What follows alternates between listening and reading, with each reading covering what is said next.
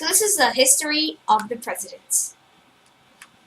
First president, George Washington. Unless you count presidents of Congress, which I am going to talk about in the 6th episode.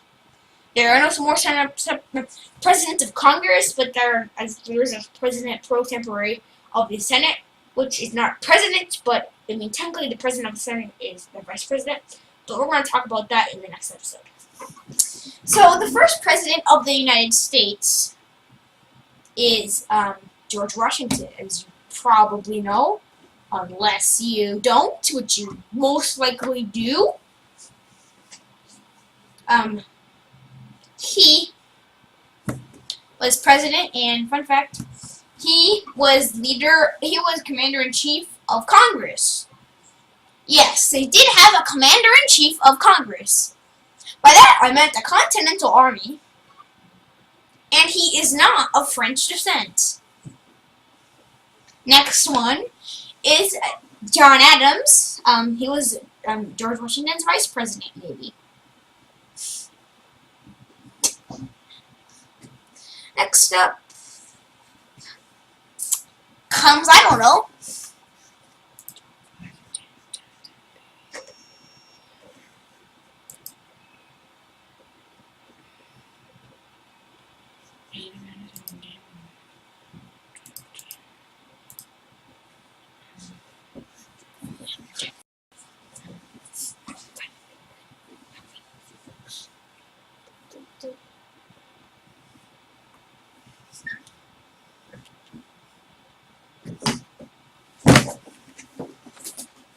But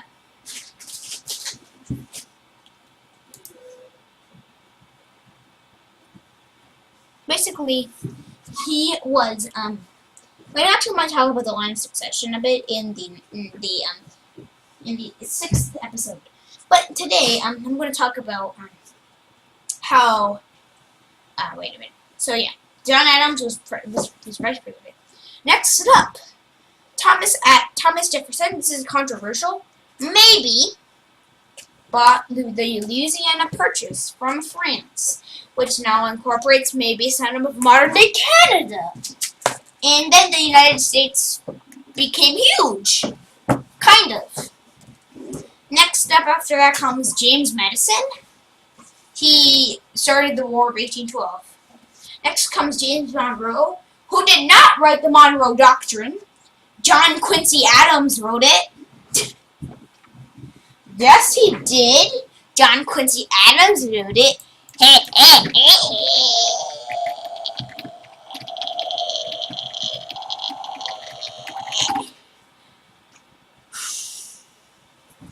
So, John Quincy Adams wrote it. And then, speaking of John Quincy Adams, John Quincy Adams is the next president. I don't know anything about him, despite that he was the son or something of John Adams.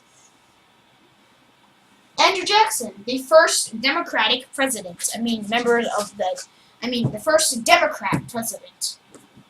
I talked about the Democrats and the Republicans in the first episode, so you should probably check that out. On how it's called, how the Electoral College works. No, I mean, how the Electoral College works in under 15 minutes, I want to say. Because, I don't know if it's 10 minutes, because, and second of all, I don't want to just call it how the Electoral College works, because then people will want to watch a CGP Gray video, and they're going to find me. Anyways, that's John Quincy Adams. Andrew Jackson, I already said. Martin Van Buren. I don't know anything about him, because I do not know anything about him. Despite the fact that I do know that he was one of the most hated presidents ever. Next up comes, oh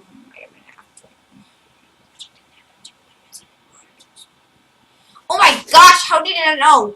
William Henry Harrison, the president that died 30 days after becoming president, or being sworn in, as most people say.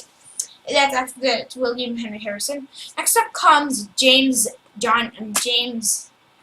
Tyler. He was kicked out of his own party which at the time they didn't have the Republicans, they had the Whigs. But he was kicked out of his own party and nicknamed his accidency. Literally. So after Johnson.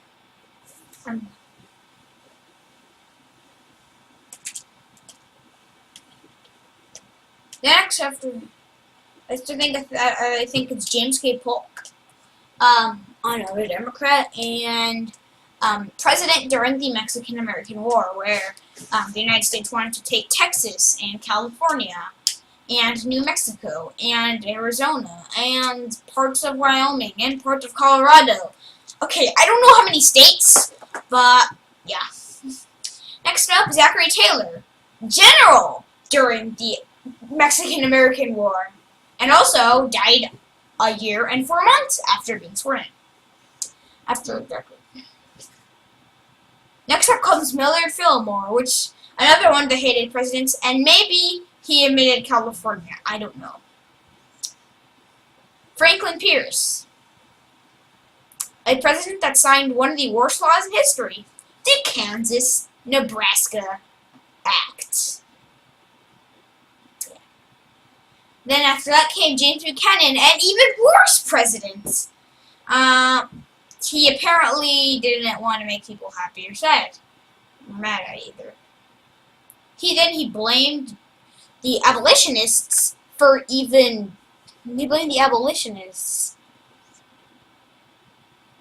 for the thing that happened. What happened? The abolitionists were people against slavery.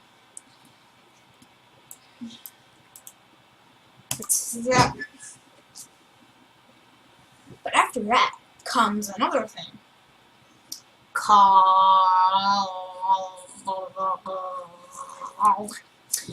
The next people that existed were the next president after that, who was I think it was James Buchanan, is probably one of the best presidents.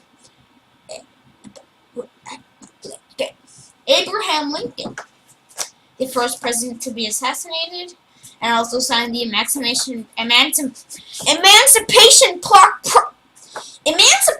Proclamation, and he also did the Gettysburg Address thing.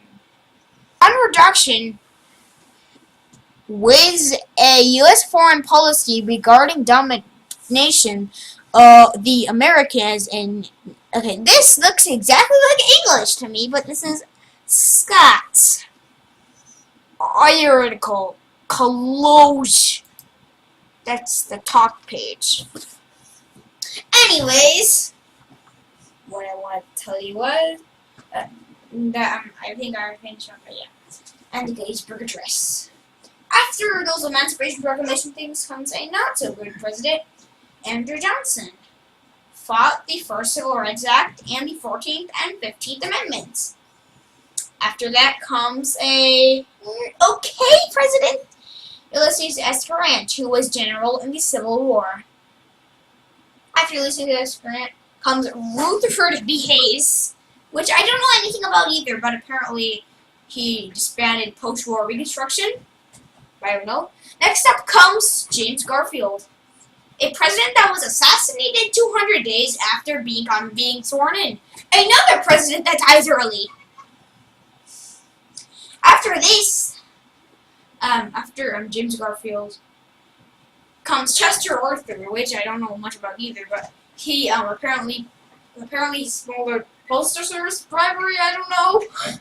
Next up came Grover Cleveland. He vetoed a ton of bills and stuff because he was a classic liberal, according to Mr. B. Then came Benjamin Harrison, supportive of the overthrow of Queen Leo Colony, I believe. And after that came Grover Cleveland, who vetoed a lot of stuff. Again. Next up came William McKinley, who did something to started the Spanish-American War.